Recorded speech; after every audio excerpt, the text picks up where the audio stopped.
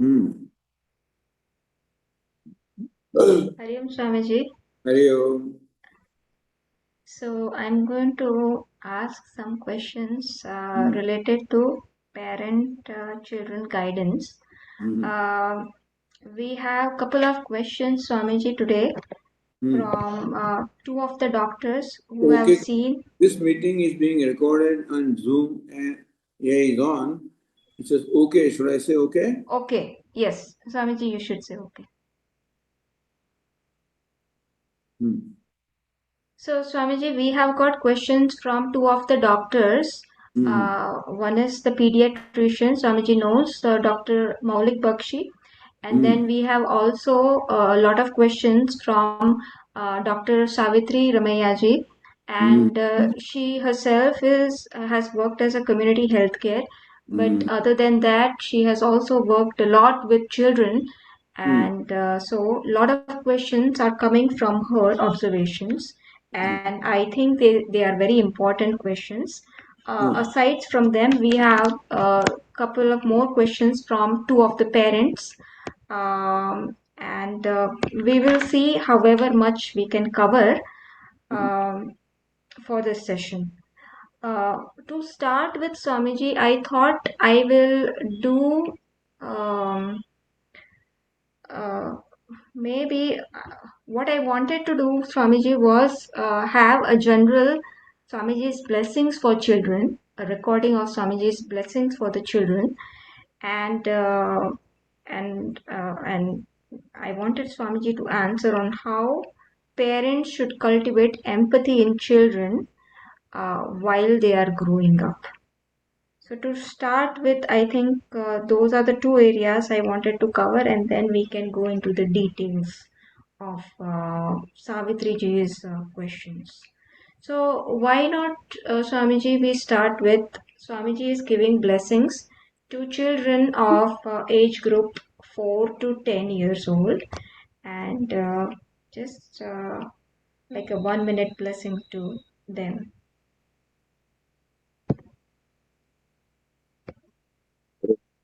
Sahana bhavatu, Sahana bhunaktu, Sahaviryam karavavahai, Tejasvinavadhitamastu ma vidvishavahai. Om Om Shanti Shanti Shanti. Welcome, children. Is age 3 to 7, 3 to? What's the age group? 4 to 10. 4, 4 to 10. 4 to 10. Yes, Ranjan.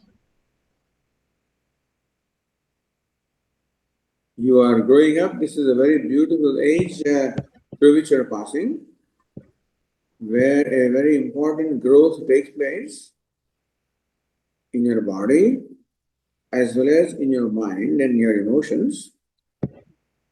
And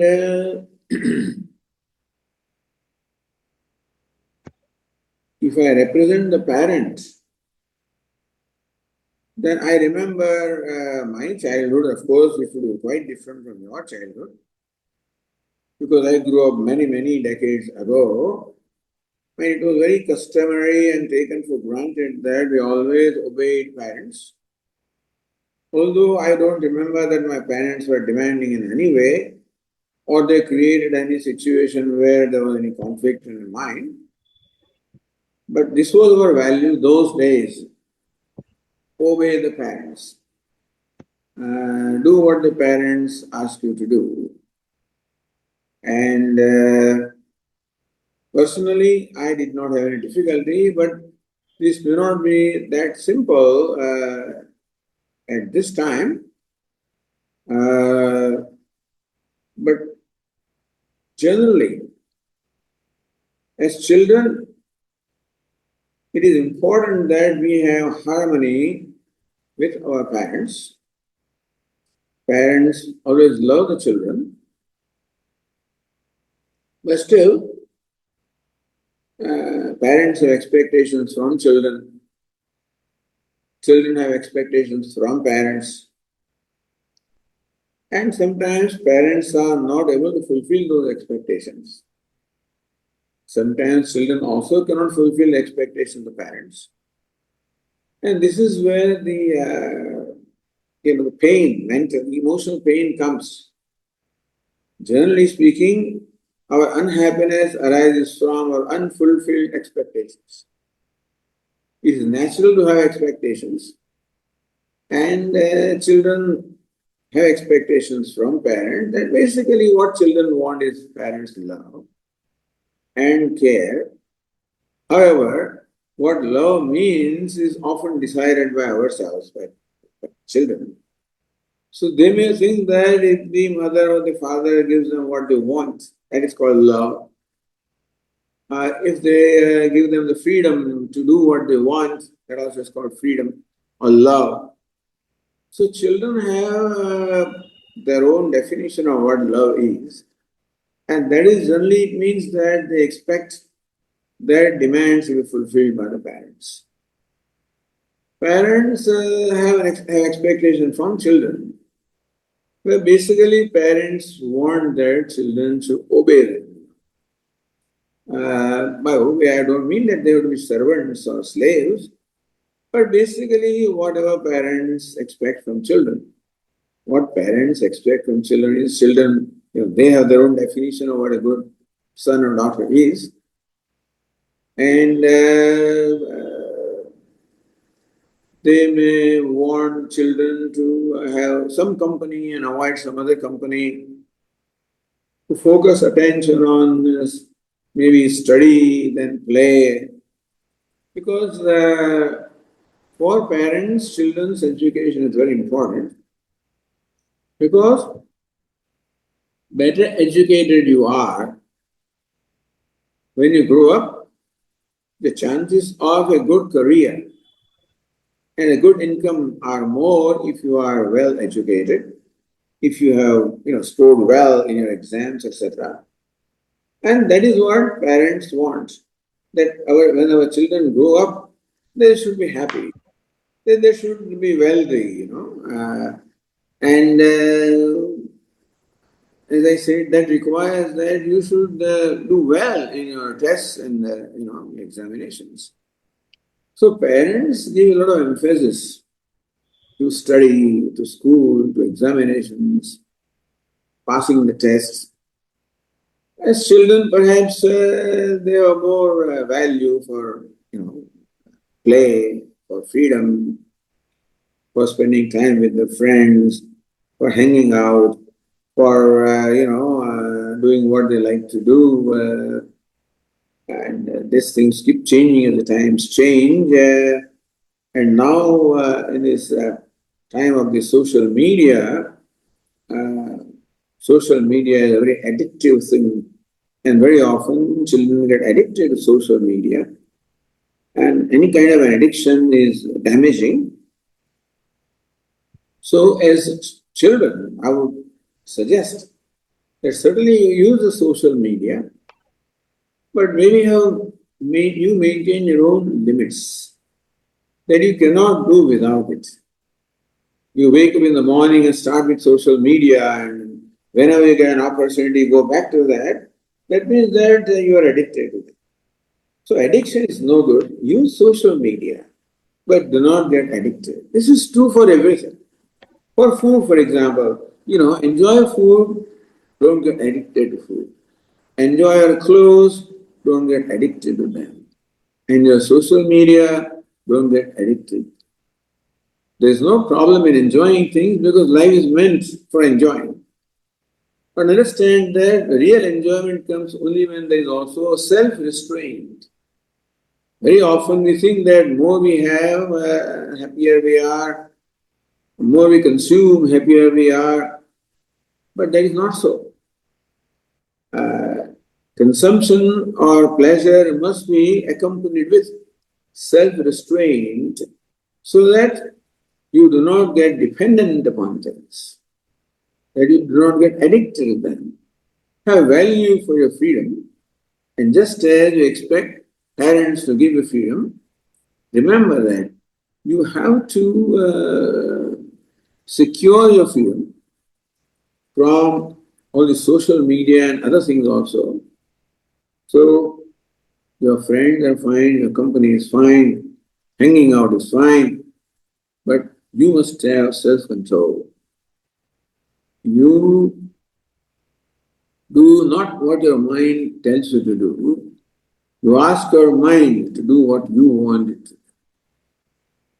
This may sound rather demanding, but more self-restraint you have, more free you are, and understand that freedom is very important.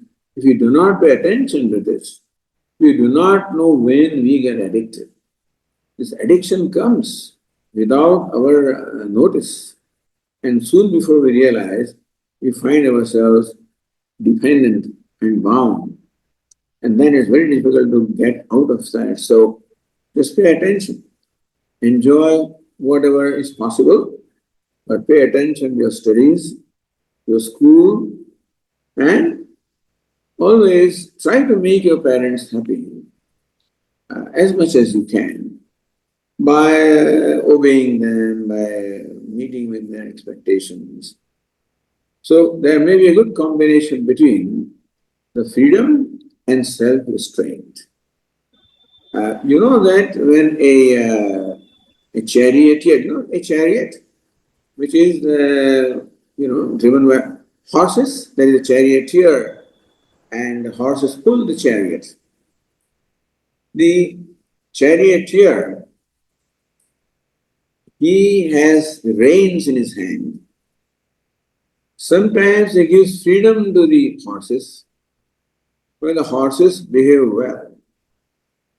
But when the horses sometimes get attracted by the grass on the field and they want to go their way, then the charioteer restrains them. So every relationship involves freedom as well as restraint. Your parents also should ideally give you freedom. At the same time, there should be restraint so that you do not abuse the freedom. So freedom is good, not when it is abused. So there are many things, but these are some of the things that occur to me while talking to you. Okay? Thank you, Swamiji, for the blessings to the children. Now we will move to the second question, which is more of a guidance for the parents on how they should cultivate empathy in their children during their growth. Well, we children generally, to begin with, do what the parents do. There are two ways of educating. One is by instruction, and other is by making. By a lesson that you give by your own behavior. So parents should ideally Demonstrating. become the ideal, in their own conduct, so that children learn more from the conduct than from the instruction. Instruction are certainly valuable, but we must demonstrate by our conduct as much as by our instruction. Jason. So now we will move to Dr. Savitriji's questions. Just give me a second, Swamiji. So, Swamiji, her first question is, she's noting that very often we see that at a certain age, children, teens, they want to have autonomy. So they want to be like adults. They want to make decisions like adults. But at the same time, there are instances when they also want their parents to take care of them and treat them as children. So, how to recognize these diverse needs in the teens and how to respond to that, because they want to be treated as children as well as they want to be independent as adults. Yeah. Meaning that, like anybody else, they want freedom as well as the Security. secure. They want parents' love as well as their own freedom. Well, ideally, we should recognize that we have to also become fit or qualified for being loved. I mean, love of children is very natural for parents. But then, as the parents grow older, when the child is infant, it totally submits to parent, and that is when the parents love it the most. The terrible too when it comes, the slowly child starts discovering freedom, and then slowly starts saying, "Beta, please do that." Then child says, "Do I have to?"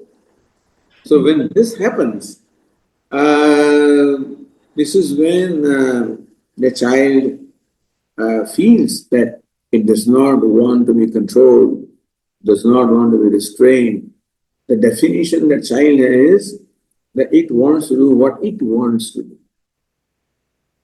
Whereas parents, not that they don't want the child to be free, but they have their own definition of what is good behavior uh, and what is discipline, what is an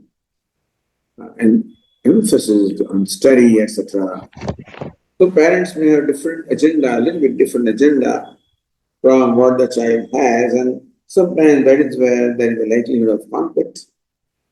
But it's too much to expect children to understand all this. It is for the parents to understand it more than children. And as I said, a wise combination of freedom and restraint. Not all restraint, then the children start revolting. Not all freedom, the children get spoiled. They become spoiled brats. So this is where, like a charioteer, where to let the horses be free and where to restrain them, the parents also have to be wise to know when to give freedom, or the extent to which to give the freedom, and extent to which they should be restrained. Unfortunately, generally, we don't have any coaching classes for parenting. In the West, there are, the priest and others also have sometimes this coaching for parents, even when the priest, when the couple is going to get married, you know, he The spends a counseling. week coaching them. So this is a good system, and we don't have that in India. But I wish we had that. Then for example, the parents, even before they become, they should know what it is to be a parent, what it means to be a parent, what responsibility it is, and how the child looks up to the parent and expects the parent to be ideal. So to be a parent is a very demanding job, and to live up to that expectation is very difficult because parents themselves are generally young. When your first child, you are in your 20s and you yourself also have your own agenda. See, parents want to go to movies, they want to go to parties, they want to do this, that. They leave the child home with the babysitter, etc. And sometimes the child feels rejected, abandoned, etc. So, for being a parent, a lot of sacrifice of personal pleasure may have to be made in order to attend to the needs of the child. Therefore, we should know what it is to be a parent. The child does not know what it is to be a child. The parents have to know what it is to be a parent and what a big responsibility it is. It's a great pleasure to be a parent. At the same time, it is a great responsibility also. And the parents should understand this. They should, study, they should read, and they should consult and get ready for being parents. So, Swamiji, in that question was for the parents, and one part of the question was how to respond. And Swamiji mentioned that it is by giving freedom as well as restraining. So, then do we have some guidance on how do parents recognize which areas they should put restraint and where they should give some freedom? Is there a specific area, or it's all the areas and then they have to make a judgment call at the end of the day? Generally, the parents will make a judgment call. Every parent is unique and every child is unique, and so it maybe the general rule can be there, as I just said, but every situation will require to make a judgment. Yes, sir. Usually, the parents should be ready to sacrifice their personal pleasure or their personal need for the sake of the child. There are limits, to the extent to which you can sacrifice, but generally being parents calls or requires sacrifice. Being husband requires sacrifice. Being wife requires sacrifice. So also being parent requires sacrifice. By sacrifice, I mean sacrifice of personal pleasure, personal comfort. Uh, of course, these days, mothers, for example, are often working mothers, and therefore they may not have adequate time to pay attention to children. So, my Guruji would say that a mother should be a mother first. And only when the child grows to a certain point that there are some mothers who have given up their job for several years when they are going to be parent until the child grows to a certain point, and then but this may be practical, not practical, but from mother, the greatest sacrifice is required because father is an earning member and father is not that emotionally, ready as mother is, or demands on mothers are greater than demand on the father. So, Yes, sir. Samji, her next question is at what age should children be given autonomy, the freedom to choose according to their will? choose what? Uh, um, their freedom to, act as adults, at what age? The freedom is a basic demand of every human being, including the child. So their demand for freedom begins just once they become little thinking entities. So the terrible too from there, the child Mhm. starts serving. Please do that. Do I have, that question? So I think freedom is a basic, nature of Need. the basic need also of the human being. And but what freedom means may be different for a child and for a parent. And parents have to counsel the children, Mhm. have to explain to them. So counseling is important. Maybe they can receive counseling, provide counseling. For example, if they want to choose their own, what they want to study, education, all that. So that may start to, evolve as they start like fourth grade, fifth grade, sixth grade, seventh grade. So at what a This point choice is do required after high school graduation. That is in India. Usually, you make a choice, let us say, the A group and B group when you're in 10th grade or something like that. when you're already 15. And children may have by then discovered, what their interests are, and parents can help, teachers can help. Generally, good schools have counselors.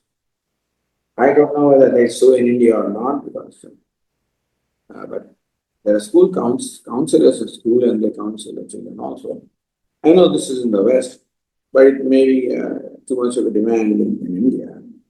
So parents have to counsel. Yes, Swamiji. Uh, so, Savitriji's next question is: it is important that children are given responsibility so that they become good leaders of tomorrow. So, how do we cultivate a sense of responsibility in children? See, in the West, they give children the choice, freedom to choose. Beta, will you have milk with sugar or without sugar? From there it starts. Uh, so this is a value in the West, that they raise their children by allowing the children to make choices wherever it is possible. As I say, the child may not mature enough to make all the choices, but still. So in India, parents make all the choices, including who he should get married to and so forth. Up to that, the choices used to go. Things are changing, but parents thought that it is their responsibility to get the child married. And so they expect the child, come on, you are 25, you are this, that, and. And in India, still the social structure is not that well developed, that boys and girls come in contact with each other. There are not that kind of platforms. I'm sure there are more platforms now than there were in olden times. Now there are clubs and stuff. But still, most children grow in small towns, villages, small towns, where this kind of platforms, where boys and girls come in contact, may still not be there. Just on a light side, as we were growing up, there used to be community feasts every so often, the whole community. That is when the elders will, eye on all the children, this fellow is there, this girl is there. They make their match, and they suggest. That used to be the case in the olden days. So parents helped children. I must admit that I'm not very sure, not well informed about the social conditions right now. But still, other than big cities in India, still, there are not that many platforms where boys and girls come together or cultivate the acquaintance with each other or make choices. It may still restricted. In the big cities, it may be there, but in towns and villages, it still may not be there. And therefore, the role of parents will still be an important role in choosing the bride and the groom. Sanjay, when we are talking about responsibility, we are also talking about responsibility in the sense that children, even the younger children, smaller children, of growing from 12 to 14 to 16, even those age, whatever decisions they are taking, they develop that sense of responsibility that okay, this is the action. So, Swamiji, we were talking about this, how do we cultivate sense of responsibility in children? And my question was that even as children of 10, 12, 14, 16, how do we cultivate that sense of responsibility that whatever decisions they are making, they have to be responsible for that kind of responsibility? How do we cultivate that sense. From even younger ages, give them the choice. Wherever possible, encourage the children to make decisions. Whether you want sugar in your milk, I mean, this is too. But wherever possible, in India, usually parents make decisions for the children, Mm. including who the child will get married to that point. But Mm. we should encourage children wherever possible, where we feel that the child is mature enough to make a decision, encourage the children to make decisions. So they will know, and then they will also know what the consequences are, etc. Not very serious matter, but wherever possible. What if they are not comfortable with the consequences they receive after And the uh, parents have to help them. they guide them as the Yeah. Ji Sanjay. Um, one more important question. Uh, Savitri ji noted that children today are self-centered because the way they are raised up, the parents want to give the best to their children. And so they give them whatever the children want. So the child is not exposed to consider the parents' wants. Yeah, and they become self-centered. They think that everything should revolve around me as a child. And if that doesn't happen, then they get frustrated. Uh, so when that doesn't happen, that things doesn't go according to, you know, according to their wish, then they find themselves as a misfit in the society. So how can parents balance and ensure that they are not giving too much to the children? So, how do the parents balance and ensure that they're not giving too much to the children? As I said, the parents have to learn how to parent the parenting, either by reading, by whatever source is possible. As I said earlier, to be a parent is a great responsibility. And before becoming parents, we should we should have that maturity, or we should know the consequences of being a parent. What a big responsibility it is. It's a great joy to be a parent, and as I said, it's a great responsibility also. And we cannot expect responsibility from child, it is up to age, when the child is small. But as I said, wherever possible, give the child the freedom to choose, where that choice is not even damaging, etc. So the child learns, how to choose, how to make decisions, and that way it will grow into a more responsible child. If parents make all decisions for children, give everything that the children want, then they don't, grow into responsible people. So all parents are not necessarily mature people, but uh, no, they should know to be a parent is a very big thing. It's a very great demanding thing. As I see, it's a great privilege. At the same time, there are great demands also. All this education also can be given in schools and colleges in a way. Perhaps in college. I don't know how to introduce these kind of things, but it is graduate level, etc. There should be some kind of thing where the boys and girls understand what it is to be husband, what it is to be a wife, or meaning what it is to be a spouse, what it is to be a parent, before entering the things.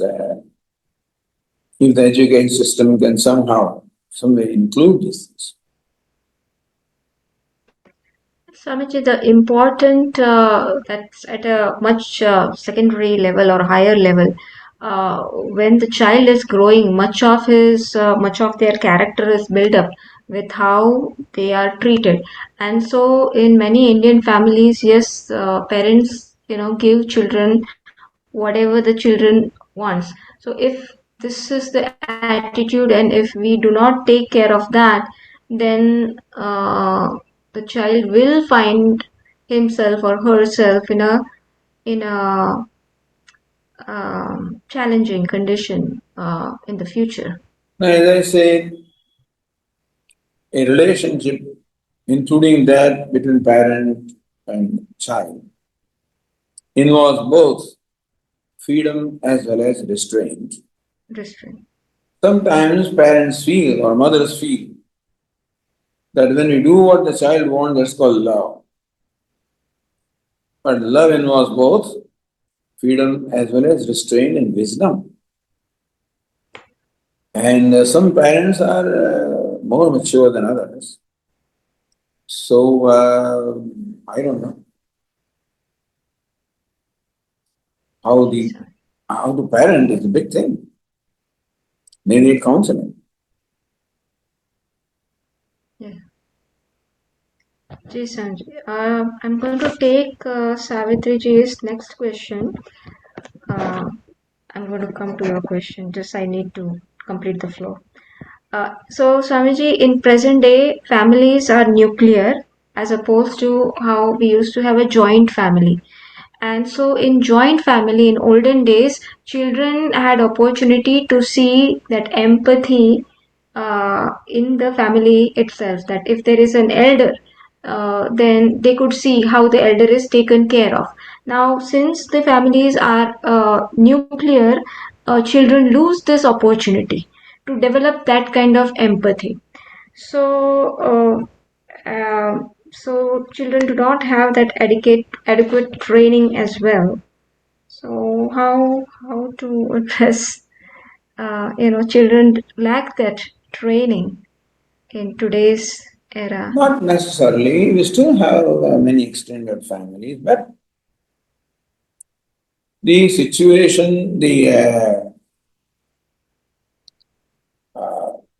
opportunities are growing. Opportunities of women are also growing, and therefore they want those opportunities. That's why a woman wants to develop her career. She also wants an intellectual development, intellectual challenge. So sometimes there is conflict of priorities for her own need, of being, growing professionally and financially as against the need as a parent. And so all these has to be thought of earlier, but and then there should be proper strategy about this. Okay, one more question and then I will go to your question. By the way, just to share something, Yes, Sanjay. just as it is very demanding to be a parent, it is extremely demanding to be a guru. Which also I only realize after I was put into the role. And then I realized, You're a parent how to so many shishyas. then I realized and how difficult it is. Because Guru's role also is like parents. And in fact, disciples look upon, they have high reverence for Guru. So Guru is placed on a high pedestal.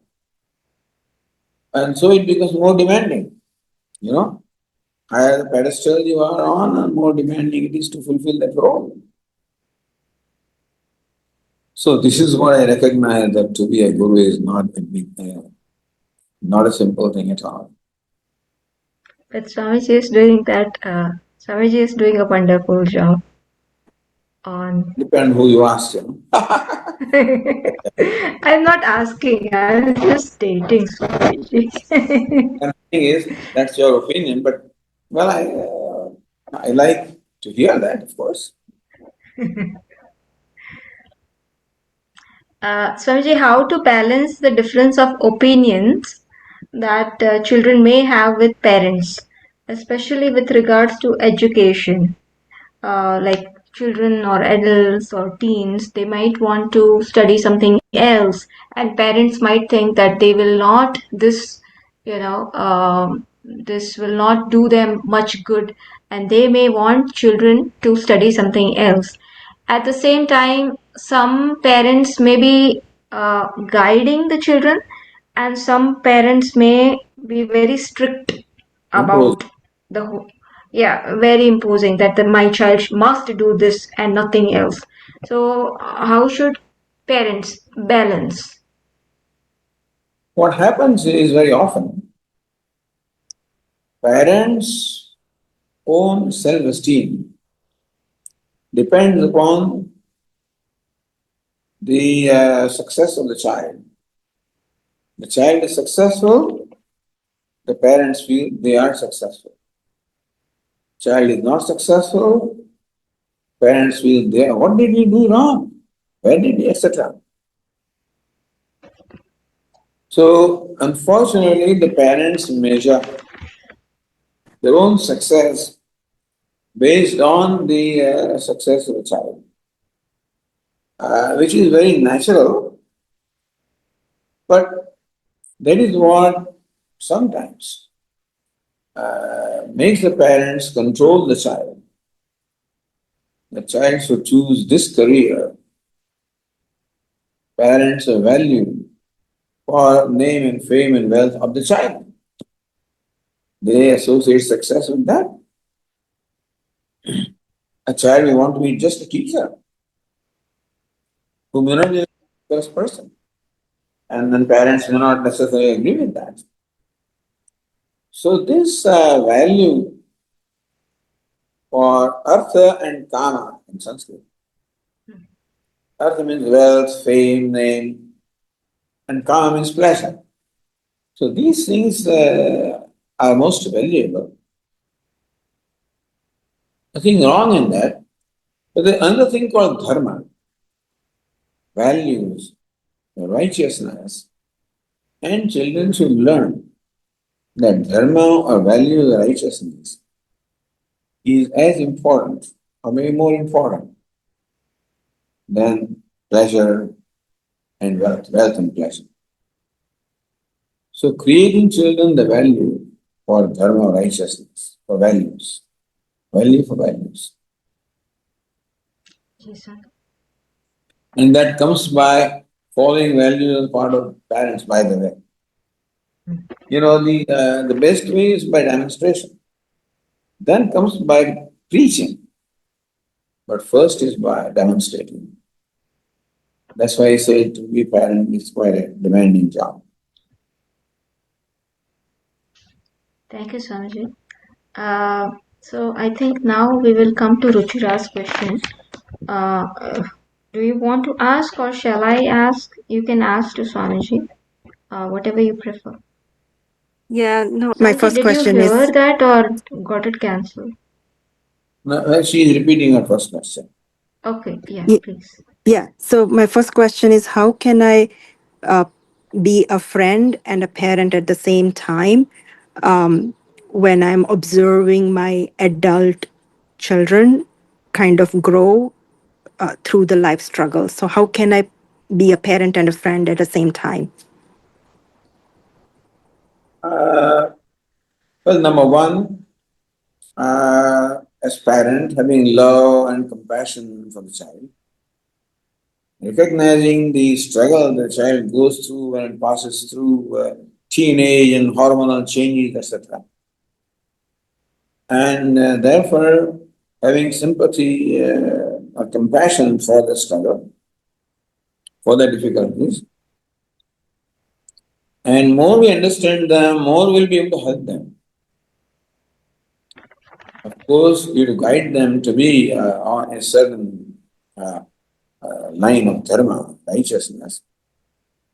And even that also becomes very difficult because in the West, in particular, where you belong to, children have much more exposure to the world and to the social media, etc. Sometimes we do not even know what the child is thinking, what the child is what the child has values for. And so communication with children is most important thing in my opinion. Keep the channel open for communication, meaning that create in your child, son or daughter, a trust in you that you're always for them. See, sometimes in the past, unknowingly, we have violated this trust of children. Sometimes it's our child shares something with us, and often we use that very thing against the child. Oh, this is what you said. This was, when we get angry or whatever, often it happens that a upset parent may use the child's own, information or what the child shared as a weapon against the child. Then the child feels betrayed. And so we have to always make sure that we retain the trust of the child. Trust is the most valuable thing in a relationship. And child ideally should have an assurance that I can share anything with my parents, say mother, or that I will be understood. I will not be taken advantage of because I shared something with my parents. Usually mother. Children are more comfortable with mother. And important thing is the parents should gain and should retain the trust of the child. Trust is a very valuable entity in all relationships.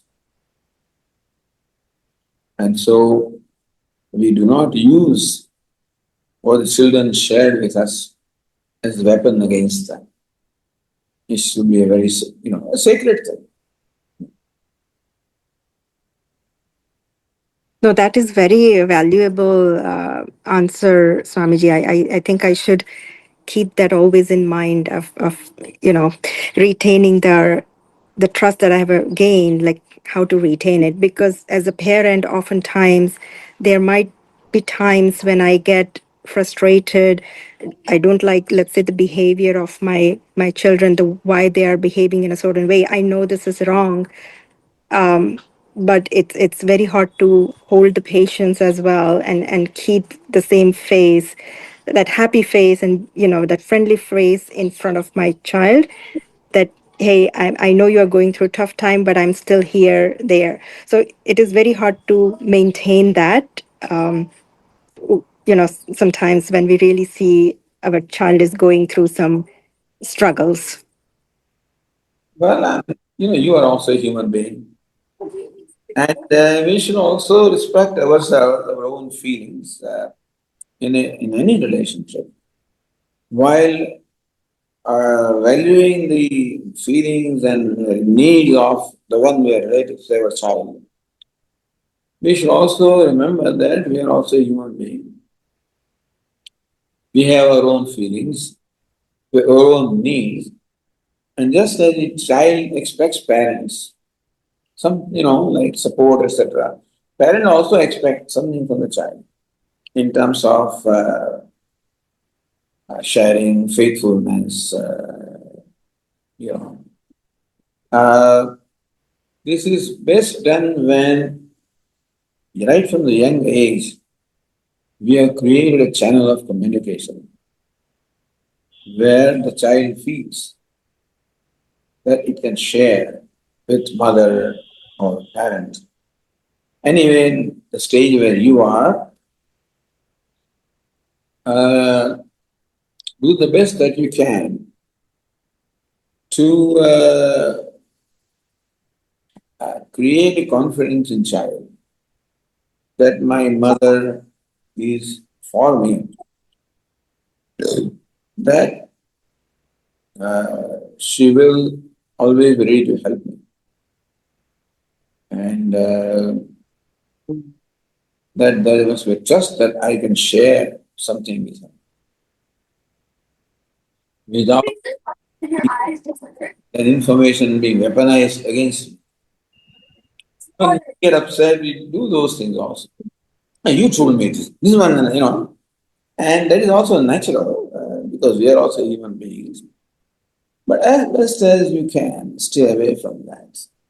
Don't weaponize, what they've shared with you. Because then they feel betrayed. Mm. Thank you, Swamiji. I appreciate it. Uh, So I'm very thank happy to be able to, be of help. That's all. Sanjay, this is going to be, I don't know, this is Bhagwan doing it, because I just had two questions. I didn't have these long list of questions. And then I talked to Savitri ji and she came up with all these questions. And I think these are the problems that the world is facing today. And so it is going to be a huge resource for the families. Okay, all right. Hare Om Swamiji. Ji Sanjay.